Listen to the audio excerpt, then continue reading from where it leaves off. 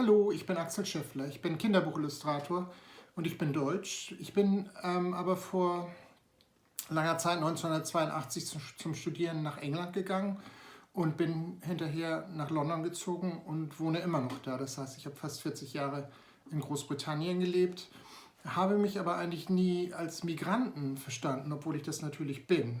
Das zeigt, wie interessant es ist, diese Begriffe zu hinterfragen. Ich habe eigentlich Europa immer als meine erweiterte Heimat gesehen. Und es war mein Recht, hier zu leben und zu studieren. Und natürlich hat der Brexit das alles in Frage gestellt und verändert. Mittlerweile habe ich die doppelte Staatsbürgerschaft und bin also Deutscher und Brite und sehe mich aber noch in erster Linie als Europäer. Ich bin sehr für offene Grenzen und es hat mir Spaß gemacht, an diesem Projekt Migrations teilzunehmen. Das ist natürlich eines der großen Themen unserer Zeit oder war schon immer ein großes Thema der Menschheit.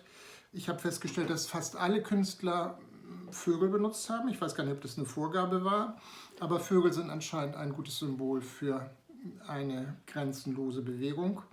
Wenn man daran denkt, was mit Singvögeln zum Teil passiert, wenn sie unterwegs sind, ist es natürlich eher auch fragwürdig. Und meine Zeichnung war diese hier und entstand in der Mitte des ganzen Brexit-Prozesses und ich wollte damit eigentlich aufmerksam machen auf die Absurdität von Grenzen.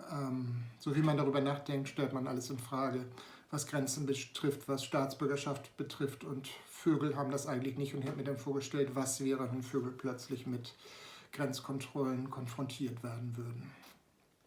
Ja, ich bin sehr froh, bei dieser Ausstellung mitzumachen. Vielen Dank, auf Wiedersehen.